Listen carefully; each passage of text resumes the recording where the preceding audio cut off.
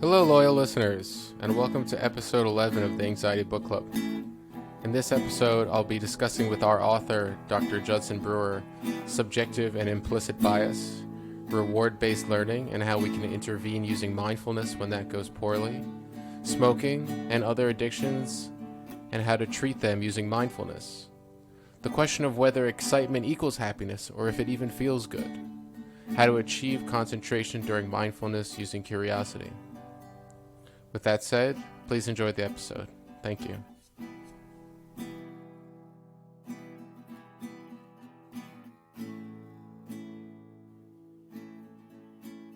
Okay, hello. Welcome to this month's episode of the Anxiety Book Club, Dr. Judson Brewer. And today we'll be talking about his book, The Craving Mind.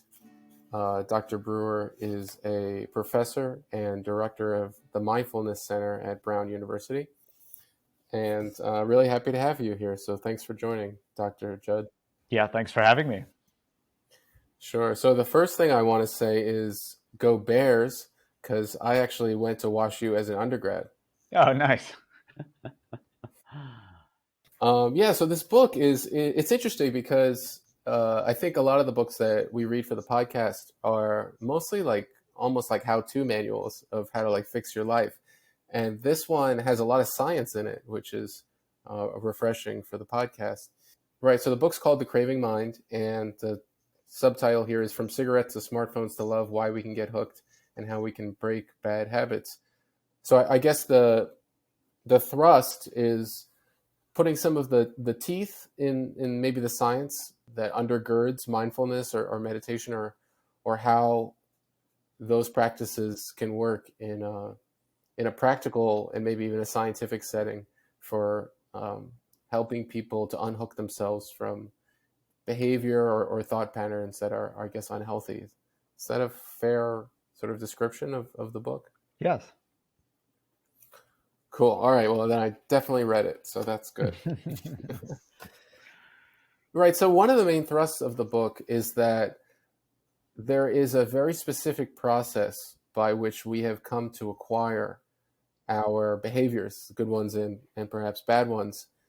It's this, I think it's called operant conditioning, or it's this 3-step cycle of trigger, behavior, and reward that seems innocent enough when it moves us towards good behaviors, but when it reinforces behaviors that wind up being unhealthy in the long run, it can be really hard to back away from them, because this pattern of trigger, behavior, reward, I guess, is sort of how our brains have evolved to do anything well or anything with regularity. Is that fair? Yes, that's really the basis of habit formation. And habits help us kind of store behaviors that we can make automatic so that it frees up our brain space to learn new things. Mm-hmm. Right. And that's why I guess we mostly hear about bad habits because those are the things people want to get rid of. But it's nice to not have to divert mental energy to the things that we're already good at, like, maybe being nice to each other or exercising if that's something that we kind of just do automatically. Right. So another important concept that's present in the book is this idea of subjective bias.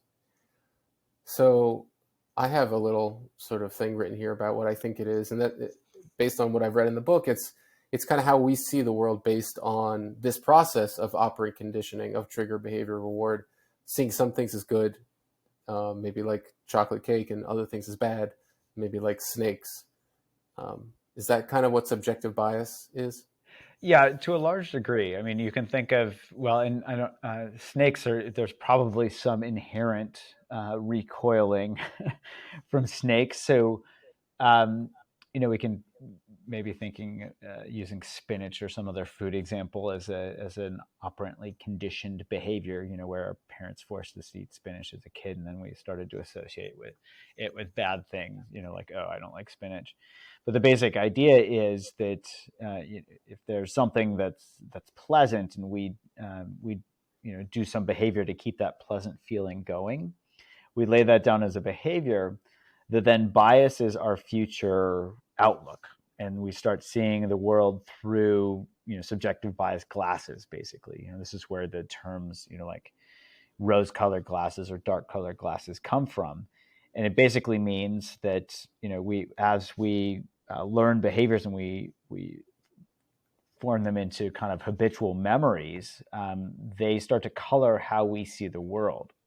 So, we eat cake a bunch of times and we associate it with pleasant feelings, and we start wearing cake colored glasses, so to speak, so that when we see cake, we are just automatically thinking, oh, I should eat some cake, because our brain associates that with a good feeling. I see. So this subjective bias is something we all carry around with us, and it's maybe not problematic until we find ourselves in these sort of thoughtless patterns. Perhaps if we're have our cake colored glasses on too often, that like maybe lead us down the road to obesity or other such adverse health outcome. Yes, and these can even happen on a societal level. So this is where bias comes in around, like racial bias, for example. So if uh, you know bad things like villains are portrayed in dark colors, people can become implicitly biased against people with non-white skin. So I think we can see it both on a personal level, but we can also see it societally. Well, that's really interesting. Yeah, so I work for a big credit card company, and as a public facing company, like so many others recently, they've been really interested in getting on the right side of recent events, social events. So they've been emphasizing trying to understand these ideas of implicit or subjective bias, which maybe are synonymous. Yes, yeah, I think they're implicit bias, subjective bias. They're pretty much the same thing. Mm-hmm. So one thing we've started doing in our teams, we're a bunch of software engineers, is highlighting a significant person in tech from one of these marginalized or just not like non-white communities, with the idea that I guess if we fill our heads with enough examples of people from those communities, will somehow, I guess, alter our subjective bias to not automatically link those people with not being in the tech industry or something like that.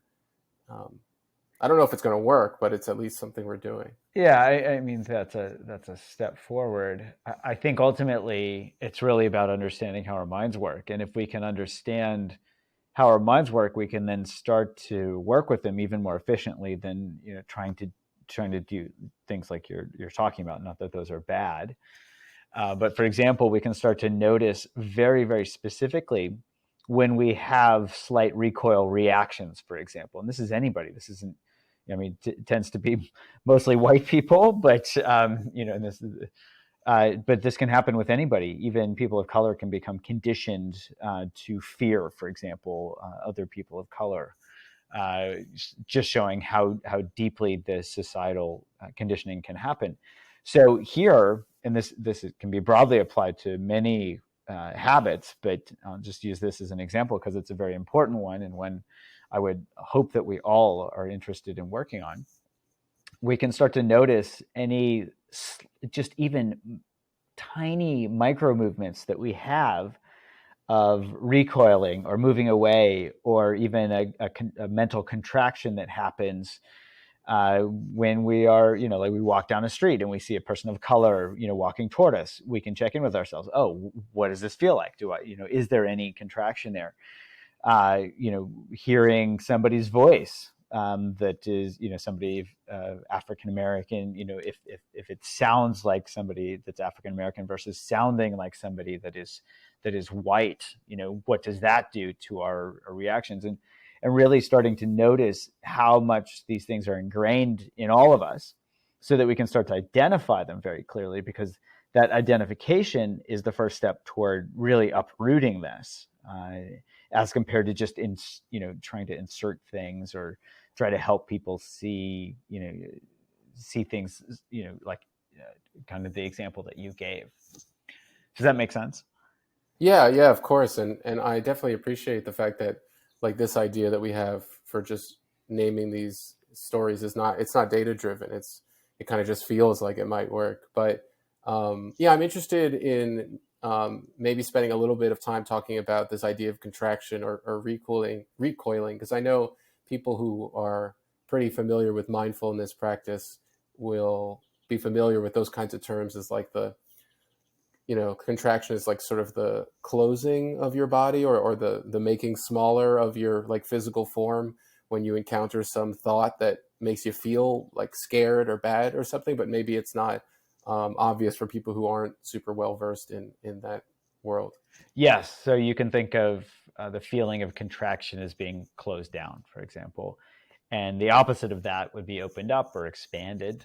So, for example, and there are scientific studies showing this, where when people are asked to recall times when they're anxious, or put in or induced anxiety is induced in their bodies, they report that they feel it in their chest, and typically people report this as a closed down or contracted feeling, which makes sense. Evolutionarily speaking, if we're being attacked by a snake, for example, uh, we're gonna protect ourselves. So there's this closed down, protected feeling. That's really different than the openness that comes with feelings of joy or connection, or even curiosity. So hopefully that helps give some operationalization of this. Yeah, I think it does. And it's interesting that this idea of like closed versus open is not merely a metaphor. Like it just happens to be the case that when our like torsos are open, that's also being associated here with something positive, like being open to communities that you don't normally interact with, or previously associated with like danger or violence. Right, right. Cool. Okay, that's really interesting. Yeah, and it's good to be talking about these things, obviously. So yeah, maybe we'll come back to that idea of the subjective biases, especially given recent events. But I'll keep plodding along with the questions I have written down. Great. Yeah, so being able to study these things scientifically is really interesting, and there's a lot in the book of about your research about using these machines, these fMRI machines, to study what the brain is like, given different stimuli, or when someone's meditating or not meditating, or if they're an expert meditator or a novice meditator. And it's cool. It's cool in that way to be able to see your practice sort of reflected before you. I had a question. This is kind of like a really forward or future looking, and I don't know if people in the scientific community have thought about this, or thought about it in a practical way, but because mindfulness and meditation a lot of the time seems to helpfully provide you with some distance from your thoughts so that you can see them clearly, or distance from your feelings so you can see them clearly, and be able to correct something that's not serving you. Are we anywhere close to just having the thoughts being projected like in written form on a screen so that we could just see them, instead of having to like glimpse them, in deep periods of meditation? It's a great question. I think people are working in that direction. I don't know how far they've gotten, uh, you know, but they're certainly moving in that direction. Yeah. And if we have that, do you think we'll still need to meditate? Like, will we be done with it? Yes, I'm not sure that projecting thoughts onto a screen equals changing our relationship to them. So that's really what mindfulness is about, is that change in relationship. It might help us see it more clearly. Oh, here's a thought, as compared to being identified with it. But ultimately, we need to change that relationship itself. How am I relating to this thought? That's really where the magic is. Okay. So it's not enough to just notice it. It's something else has to happen. Yes, because we can notice a thought and be attached to it and say, "Oh, I like it," or we can be attached to it going away. Where we can be averse to it and say, "I don't like that." So both of those involve noticing, yet neither of them are actually mindfully relating to them in the sense of not being pushed or pulled by them. Huh. That's really interesting. Cool. Yeah. Yeah. Yeah. Okay. We'll maybe we'll come back to that. So the work that you've done through your research, and I think also through the business that you started, and the apps that you've created, have helped people get over some of their addictions, including cigarette smoking. The recommended process involves this acronym called RAIN, which is associated with mindfulness. And it sounded like from the results written in the book that it was as good or perhaps better in the long run compared to what was the gold standard before then for helping people quit smoking. Is that accurate? Yes. So the gold standard treatment that we did this randomized controlled trial for smoking cessation and compared mindfulness training. So one of the core practices in that in the mindfulness training was this RAIN acronym. So recognize, allow, investigate, and note. And we found that on the whole, the mindfulness training was 5 times better than gold standard treatment. In this case, the American Lung Association's Freedom from Smoking at helping people quit smoking and stay quit. That's awesome. I mean, congrats. I mean, that's a great contribution to these people who are suffering with cigarette addiction. Yes, we are very happy to see those results. A friend of mine was also reading the book alongside, and we were kind of talking about different questions that might be worth asking. So something like cigarette smoking is, most people see it as this kind of chemical addiction. Like, whether or not you're interested in continuing to smoke, there's something going on in your brain, like in this sort of chemical, physical way that drives you towards the cigarette. So how does mindfulness affect that part of it? Like, is it the case that you smoke less and then that stuff drops away on its own, or is there some connection between the mindfulness practice and like those chemical processes? Yes, we just published a study in 2019 that actually gets at the heart of this question, where we wanted to know if this network of brain regions called the default mode network, which has been shown to get activated when people are shown smoking cues. We wanted to see if that was affected by mindfulness training, and if it was, if that was related to clinical outcomes. So we brought people in to our fMRI scanner. We showed them a bunch of smoking cues. This was in collaboration with Amy Janes at Harvard, who developed this smoking paradigm. And after that baseline scan, we randomized them to get app-based mindfulness training, an app called Craving to Quit, or the National Cancer Institute's app for smoking, and then brought them in a month later, scanned them again, same paradigm, and checked to see if their brains changed, and if their brain activity changes could predict clinical outcomes. And lo and behold, we found a very strong relationship between a reduction in activity in this default mode network and these regions activated by smoking cues and clinical outcomes. But that effect was specific to the mindfulness training group. There was no correlation between reductions in brain activity and reductions in cigarette smoking in the control group. So that was suggesting that mindfulness training is specifically targeting these default mode brain regions, and that people were less likely, the idea is, or at least the theory is, that they're able to see these cues, they're able to notice cravings and not get caught up in that craving. And as they don't get caught up in craving, that brain activity decreases, and that decreased brain activity predicts a reduction in smoking. So this goes back to that subjective bias. People are biased, they see smoking cues, so they're automatically triggered to crave. But we can actually interrupt that cycle with mindfulness training. So it's pretty nice to see the theory line up with the neurobiological mechanisms and the clinical outcomes. To me, as a scientist, that's kind of like the holy trinity, where you've got theory lining up with brain mechanisms lining up with clinical outcomes. Right. So you know it works, and you know kind of why it works. Yes. Right. Yeah, that is great. So it sounds almost if the American Cancer Society's app was also working, but perhaps not as well.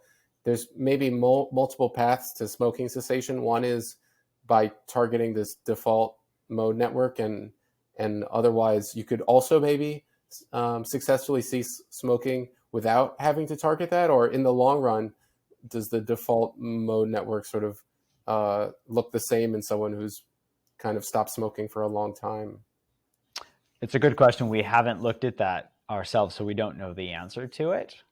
But I would say there probably are multiple ways that people can stop smoking. This is just one of them that we've identified.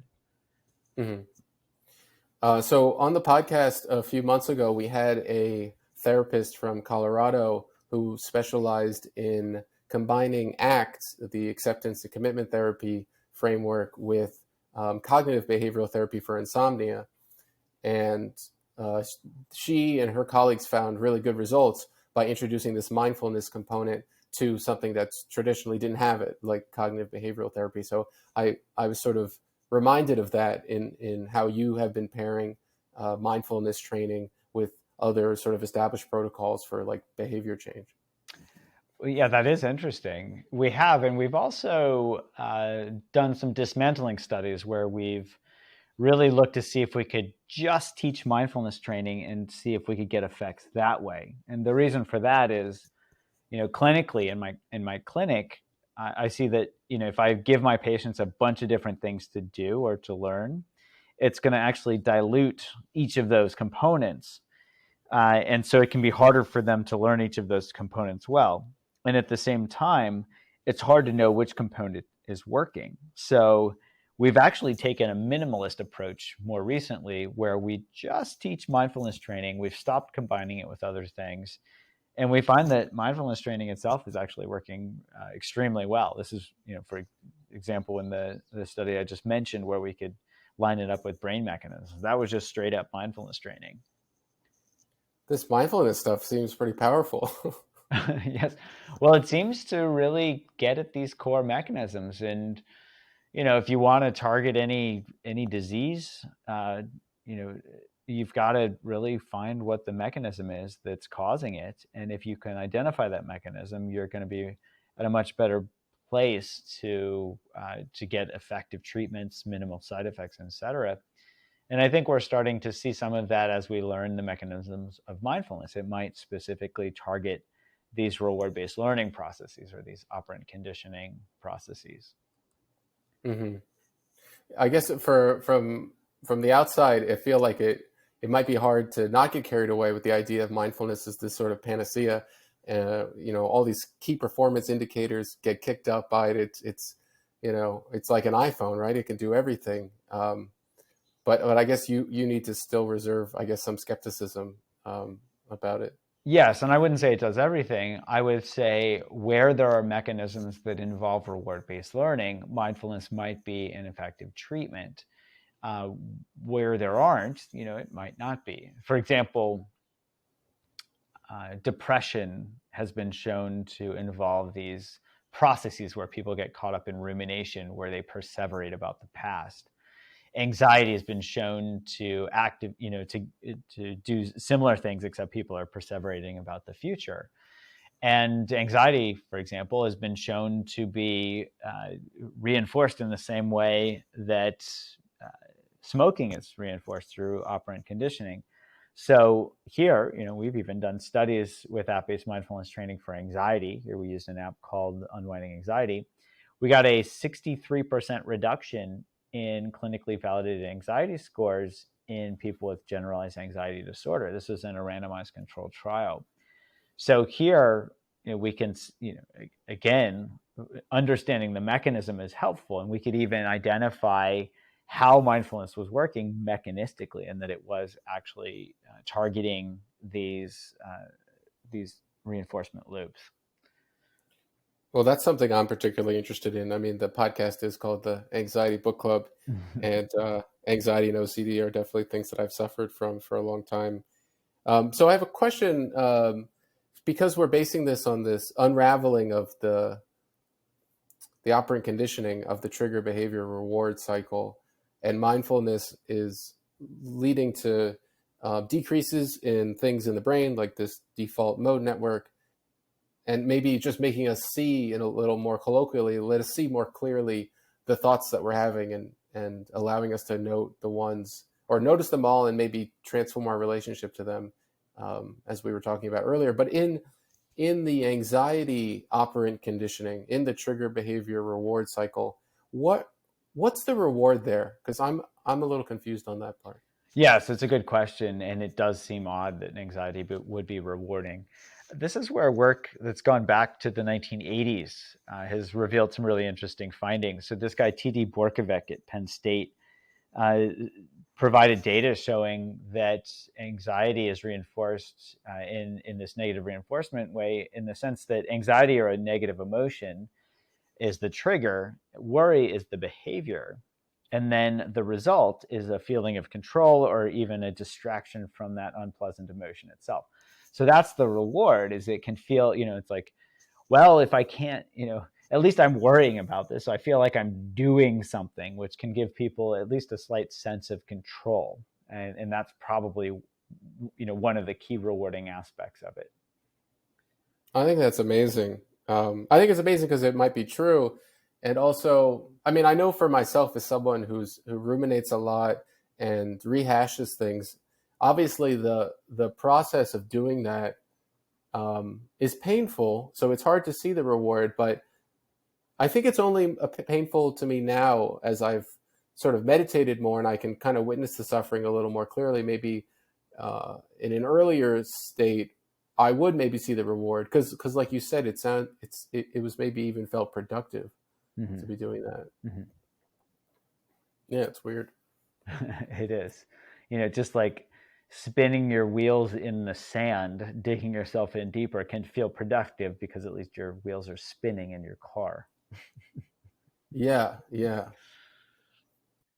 So it sounded like when you were at the beginning stages of the cigarette research, one thing that you took on personally to see if you could kind of empathize with the clients was to meditate for these 2 hour stretches, because I think that coincided with I think how long a craving might last for a cigarette.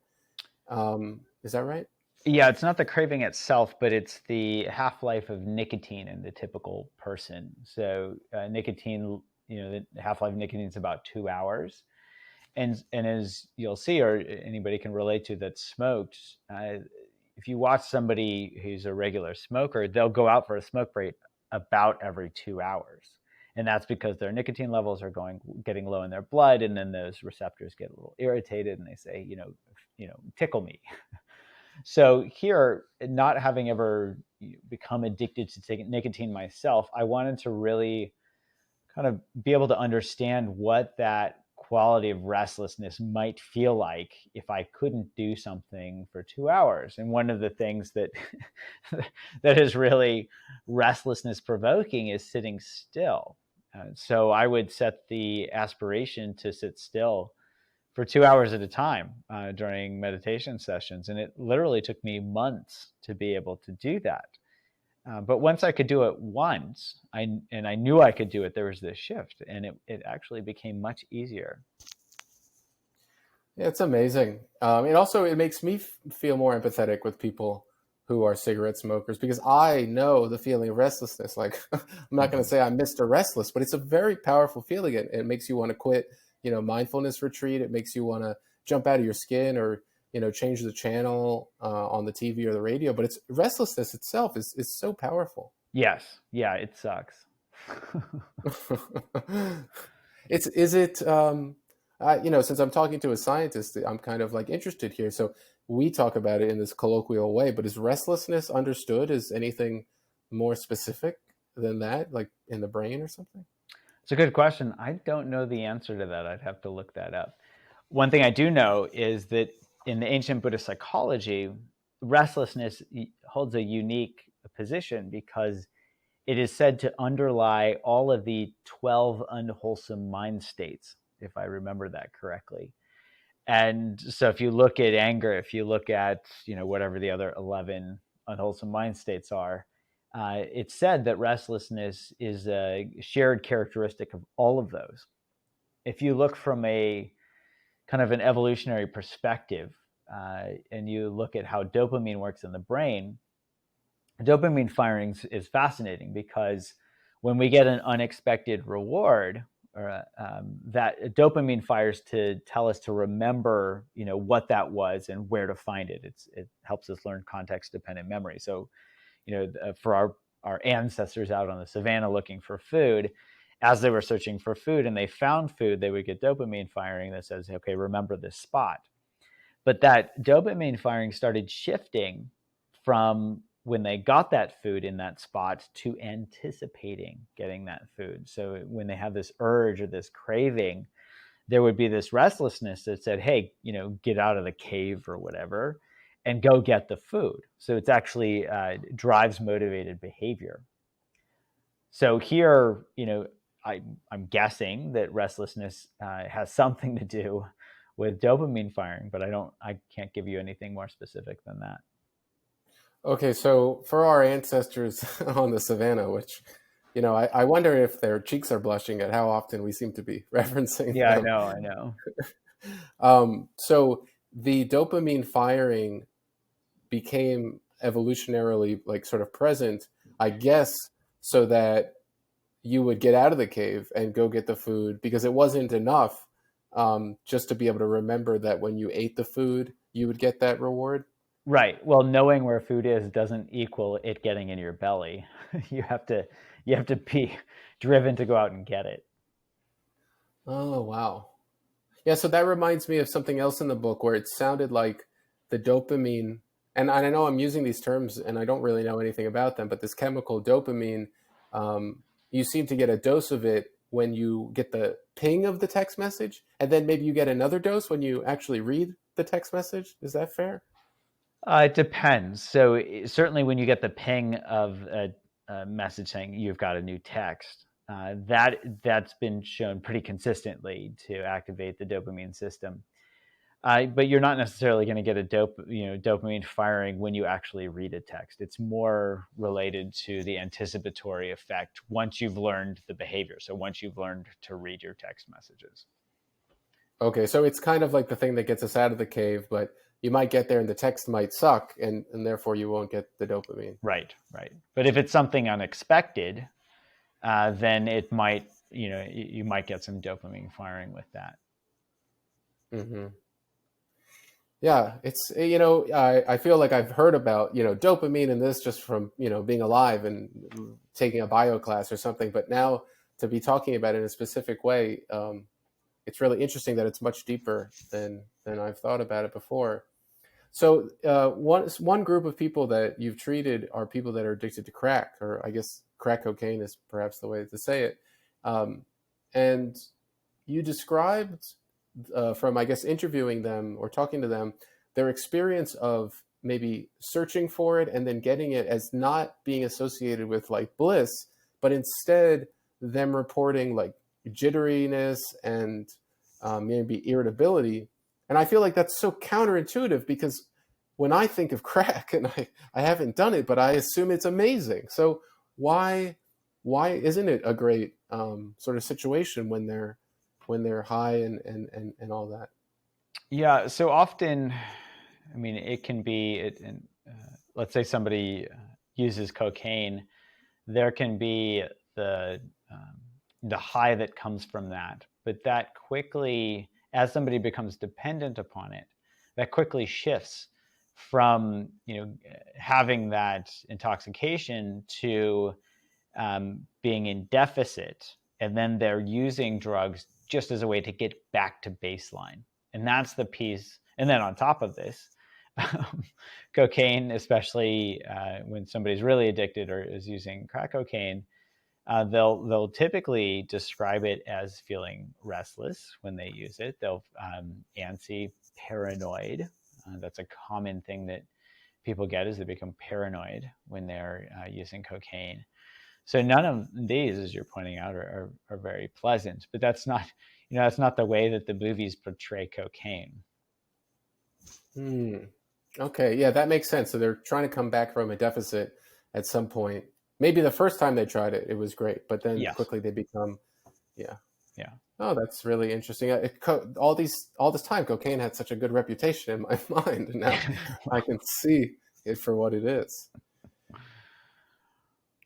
So that leads me to my chief, I wouldn't say, I don't know, complaint or criticism, but the thing I really wanted to ask you about is that there's this idea, and it's not just in this book, but it's sort of in mindfulness in general, but expressly pointed out in your book that when we look towards excitement, or maybe that's synonymous with like seeking dopamine, with like fulfillment or happiness or something, we're really we're really barking up the wrong tree. And I didn't know what to do with that, because I never considered, and I'm not so familiar with like the Buddhist canon, but I never considered excitement as something to not try to grasp towards. Like if I have a new friendship, or I have a trip that I'm excited about, or I'm going to go play basketball, like these are all things that excite me. But I feel like in the book, excitement kind of gets a bad rap. Can you say more about that? Yes, and I wouldn't say excitement itself is inherently bad. What we can explore is to see if we basically become excitement junkies. So excitement can drive motivated behavior. It probably is associated with dopamine firing. And so we can actually, we can look at excitement itself and ask, well, how good does this actually feel? When I'm anticipating getting on the roller coaster, or getting that kiss, or doing something risky. We can look, and typically excitement has restlessness underlying it. So then the question is, well, how exciting is excitement, or how good does excitement feel? And we have to, this is a relative thing. We have to compare it to other mind states. So here, you tell me. If you had to pick one and have it, this mind state for the rest of your life, would you rather have excitement or joy? So if you feel into Yeah. both of those, which one feels better? I mean, I know what the right answer is. No, no, no. From Uh, your own experience, there's no right answer. I obviously joy is great, and I have experienced joy. I like it. Um, I just associate excitement with so many of the things in my life that provide me direction, and have led to things that I now consider to be like important parts of my life, or maybe things that even bring me joy. Mm-hmm. So yeah, I hear what you're saying. I guess I just kind of felt like it was kind of whole cloth being um, uh, maligned.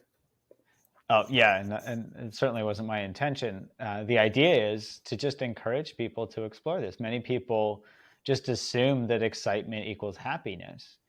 Yet, if that has not been explored or examined, they might be in, they might be in for a surprise when they actually explore. How good does excitement actually feel? Ugh. Yeah, it's really amazing. It's really interesting. So like for people, well, let's say for people who don't explore it and just automatically assume that they like excitement, um, can we say to them that like the thing they think they're enjoying, they actually aren't? No, you can't tell it. I mean, you can tell people things intellectually, but it's not going to change behavior. People really have to feel this in their own direct experience. That's the only way that behavior changes. The thinking mind doesn't hold a candle to the feeling body. The feeling body is really what drives everything. So we can, you can, it's kind of like telling somebody, what a rose smells like. You can try to explain it to somebody, but until they actually smell the rose, they're not going to know. Yeah. So encouraging, people to get out there, or get inside, and sit down, and really explore these things. So I have a question about rain, or what you might call informal mindfulness practice, like non-cushion based, sort of like in the moment interventions. I've read a bunch of books that like loosely um, have adopted some of the components of mindfulness for these sort of ad hoc interventions you might do. Like I have a sticky note on my mirror in my bathroom, and it tells me to just brush my teeth. Like when Mhm. I'm in there, just brush the teeth. And I think all those are really good pointers. And you've done this in a clinical setting, so maybe it's a little different. But can people adopt these in the moment mindfulness practices without also needing to put in the daily sit? Like how effective is that?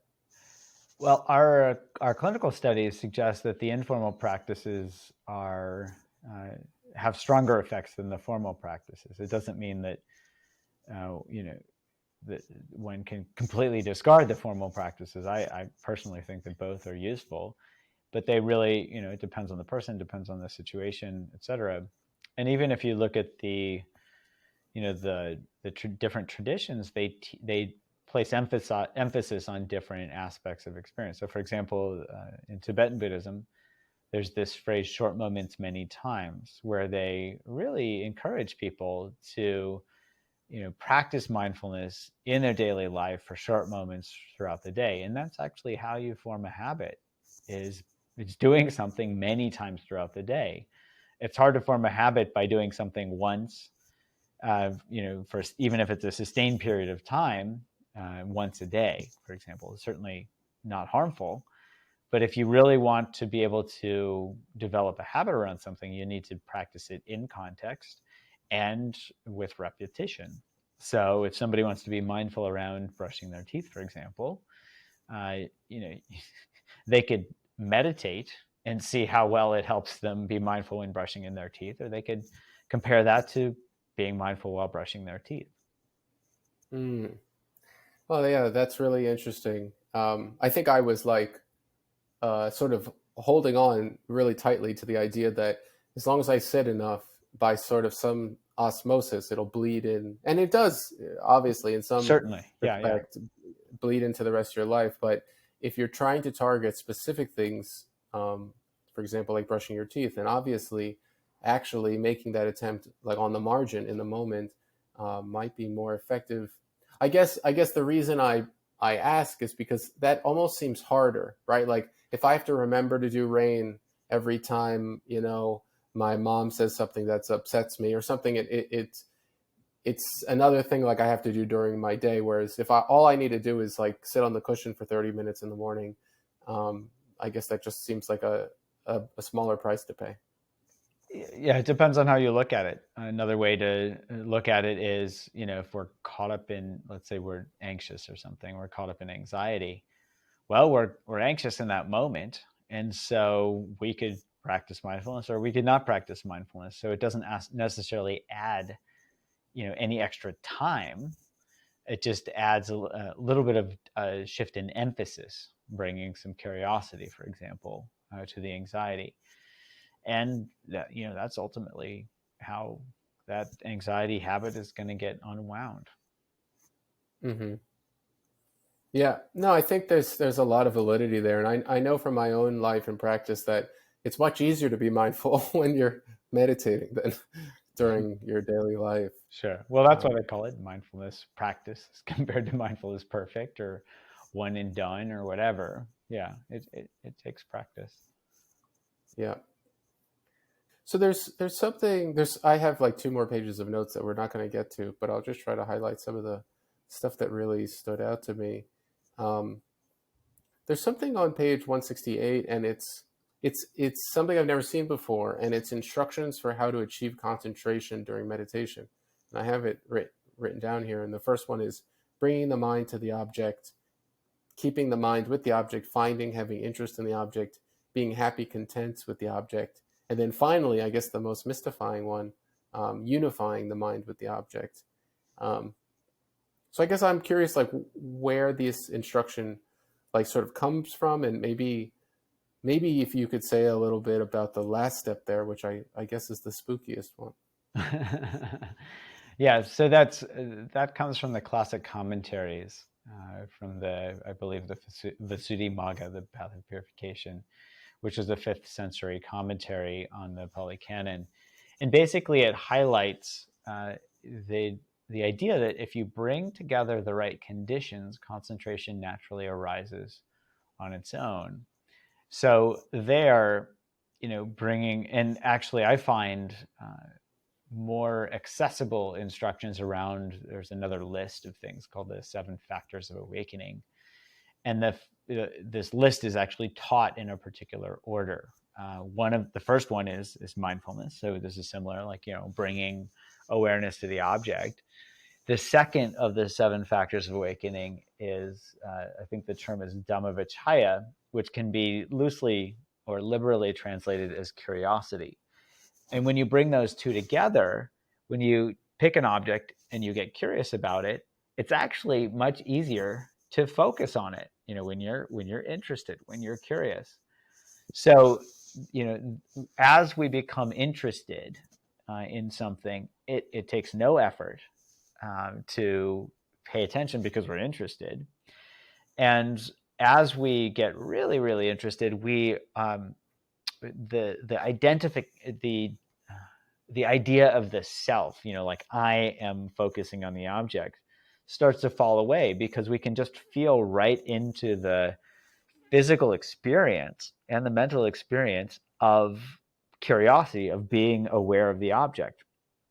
And my interpretation of that instruction is, as we get more and more curious, where there's less and less bandwidth for our brain to be saying, I'm thinking this, I'm looking at this, I'm paying attention to this, and there's just awareness of the object. And so that may be where unification happens, or one-pointedness is another way to translate that.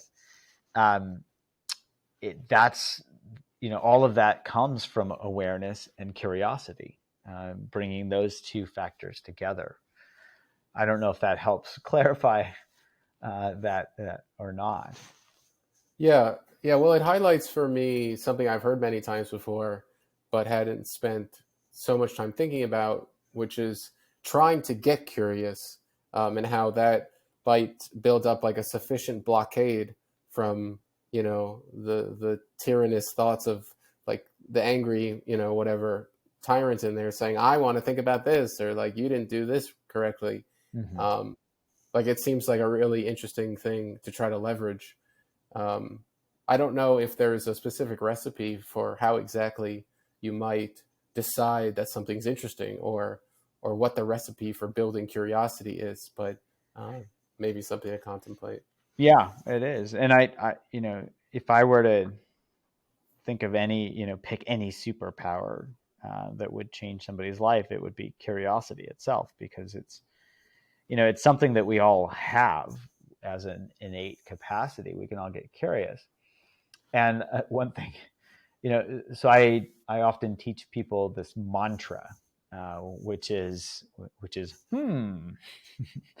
and so that's something that, and it's actually in different languages people use a slightly different enunciation of that, but it's some version of when somebody's curious about something. Somebody, if you ask somebody, hey, which of your hands feels warmer than the other, you go, I don't know. And then you pay attention to your hands and see which one feels warmer than the other. So there are actually relatively simple ways to bring out that capacity of curiosity. That mantra is a good one. And then I like the simple question, if we're not feeling curious, we can get curious about what it feels like not to be curious. So like, oh, what's it feel like not to be curious? And then we're curious. Yeah, yeah, no, that's cool. I've never had a conversation at this depth about this really very specific part of mindfulness. It's really interesting. It reminds me like when you're doing a body scan, and which is a meditation where you're encouraged to like focus your attention on different parts of the body, and the person who is recorded it might say something like, and now we're in your brain. How does it feel to be in your brain? Or if there's no feelings, what's that like? And I guess when that happens, I don't know what to say, or I don't know what to think, but yeah, it'd be cool to be able to try to cultivate that a little more. Yeah, so Certainly maybe I'll something to be curious about. it is indeed. So we only have a few minutes left. So maybe I'll just let you sort of highlight some of the places that you exist online, or I know you have apps for eating, and you mentioned one for anxiety, and obviously this book, The Craving Mind, and the work that you're doing at Brown. But is there something you want to plug or talk about? Oh yeah, a simple way to find out more about our research and about books and apps and things. I just have a website called Dr. Judd, drjud.com. And I also have a YouTube channel. I put out a bunch of videos around anxiety around the coronavirus pandemic, for example, that folks can look up. And that's on YouTube, also under Dr. Judd, DRJUD. So those are probably the two easiest places to find out about our work. Awesome. Well, this went really, really quickly, which I guess is a good indication of something. But yeah, thanks so much, Dr. Judd. It's been a real pleasure reading your book and talking to you today. My pleasure. Thanks for having me.